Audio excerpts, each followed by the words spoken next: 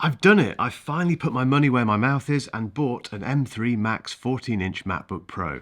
And I've made a huge mistake. Long-term viewers will be aware of my incessant moaning and hang on.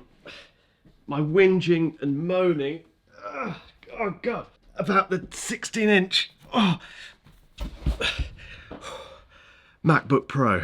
And for ages now, I've been saying I want to get rid of this massive brilliant monstrosity and get myself a 14-inch version instead. So, I've finally done that. I've bought a 14-inch M3 Max MacBook Pro, but I have made a mistake, which means this is going straight back. I'll explain why that's the case later, but first I want to give you my first impressions of this brand new MacBook Pro and explain who it's for.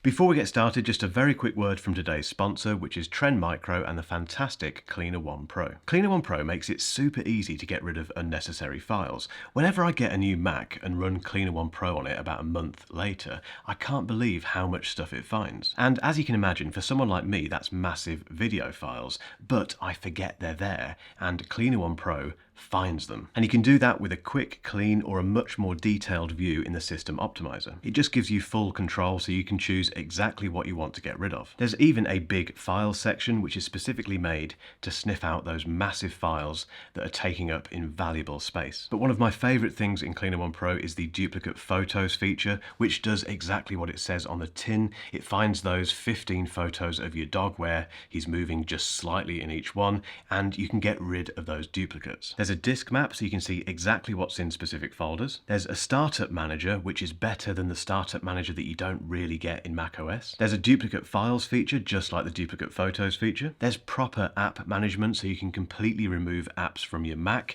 which you can't do very easily by default in macOS. There's even a really handy toolbar at the top of the screen that monitors your CPU performance, your network usage, your memory, and gives you a quick scan for junk files. Apple charges a fortune for storage, which means it's normally at a premium on your MacBook Pro. So Cleaner One Pro is an absolute no-brainer. To find out more, just click that link below. Let's talk about the colour first, because let's be honest, it's all about the Space Black MacBook Pro now, and it's really nice. The first question you've got is, does it pick up smudges? And yes, it does. I don't know if you can see here, but there are some smudges, and bearing in mind, I've not used this a massive amount yet. It's not yet my daily machine, which I'll explain why later, but I've not used it a huge amount, and it picks up smudges. Now, it's nowhere near as bad as the Midnight MacBook Air. That is terrible for fingerprints, as we know. It does pick up fingerprints, and if you're the sort of person who doesn't like your tech not looking absolutely pristine and perfect, this might not be the colour to go for. I'd go with the other colour if that's you. What is the other colour? If you don't like your tech looking a little bit grubby and having to continually wipe it down with a microfiber cloth, don't get this one. Now, that's the important thing out of the way. In terms of stuff like specs and performance and all that sort of stuff, the version that I've got, I've just had to remind myself, is the M3 Max with a 16-core CPU, a 40-core GPU, 48 gigabytes of unified memory, and a 2 terabyte SSD. And yes, it is a bit of a beast in terms of performance, which it should be, bearing in mind this thing cost me £4,199.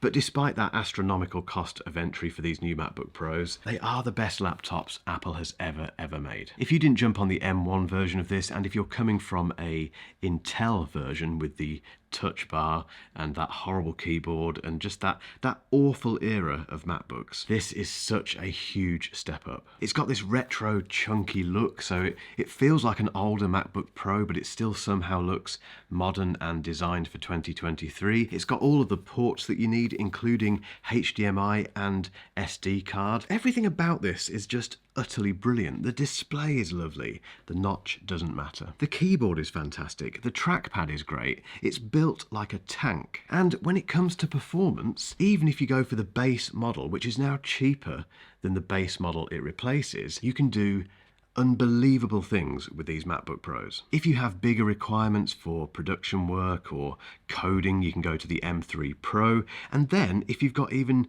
bigger ambitions than that, and the market for the M3 Max is relatively small, you can go up to that as well. You can even add 128 gigabytes of unified memory to that M3 Max version now, which is just mind-blowing. Apple invited me to their HQ in Battersea Park recently to check out a fully maxed out M3 Max 16-inch MacBook Pro with that 128 gigabytes of unified memory, and it was doing some really crazy things. They were diving into models of brains and pulling apart renderings of buildings and doing all this really clever 3D graphical work, and all of it was happening at the same time on one laptop. And when you see that stuff happening on these machines in front of you, you realize just how powerful they are. Do I need this M3 Max MacBook Pro?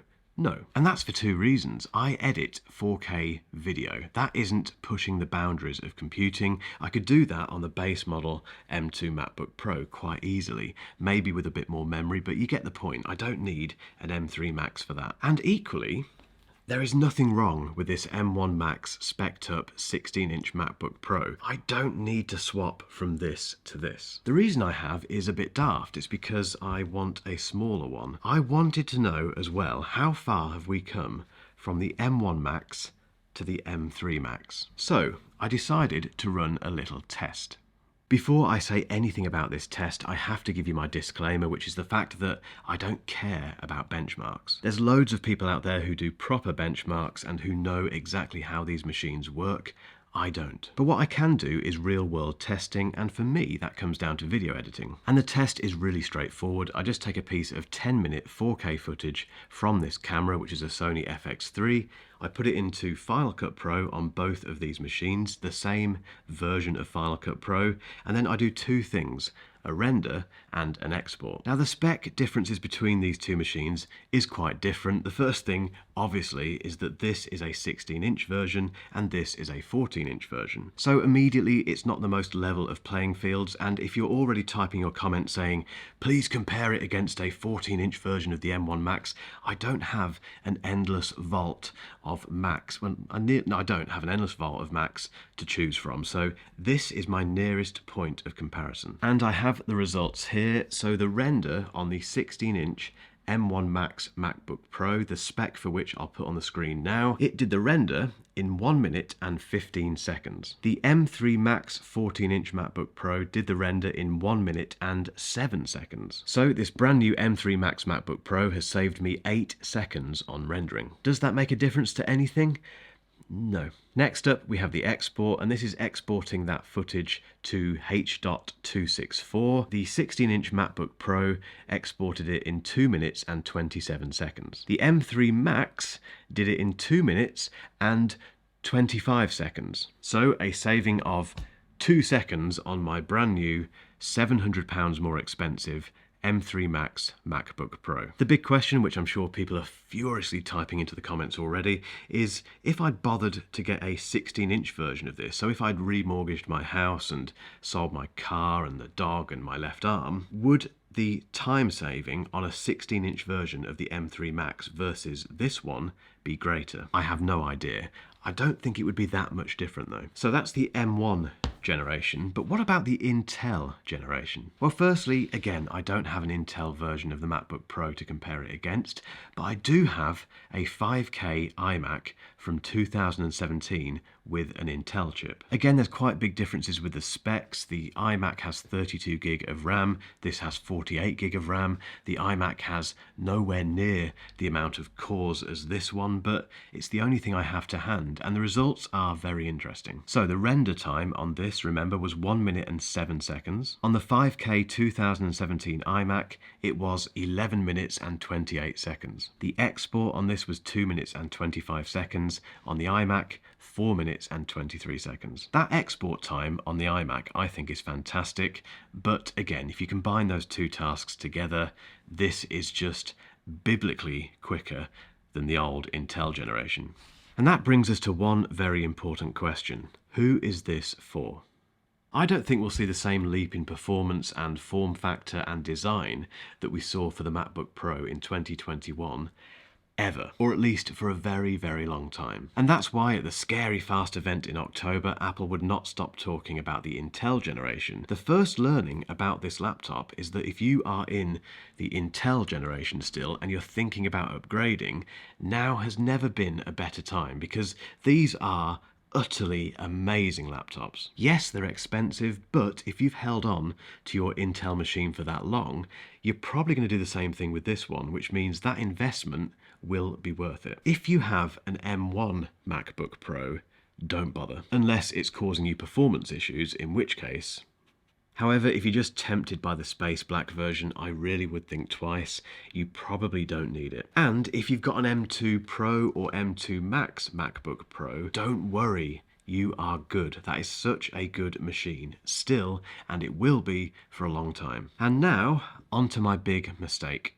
I've teased it throughout this video like some kind of engagement-hungry YouTuber, which is exactly what I am. But the reason I have bought the wrong version of this 14-inch MacBook Pro is actually quite simple. I didn't spec it up enough. What happened is that I spec'd up the M3 Max to the max version of that chip. And when you do that, the base unified memory is 48 gigabytes. That is still an upgrade from my 32 gigabyte 16-inch MacBook Pro, but for another £200/$200, I could have got 64. And when you sail beyond £4,000 for a laptop, you're into monopoly money at that point, so why didn't I just say 64 gig, take another £200, Tim, thank you very much. So that's what I've done. This one's going back. That 64 gigabyte version is on the way, and well, I still don't need it. But I'm doing this for the love of this channel, for the love of you guys, my audience, and to find out how long I can get out of that machine, because trust me, I do not want to buy another MacBook Pro for quite a long time. I will report back on how that machine fares in a few weeks' time, so make sure you hit that subscribe button and the bell not to miss that video. And if you've still got some time and you want a bit of a laugh, hang around for my M3 iMac video test, which has taken YouTube by storm. The link is coming up.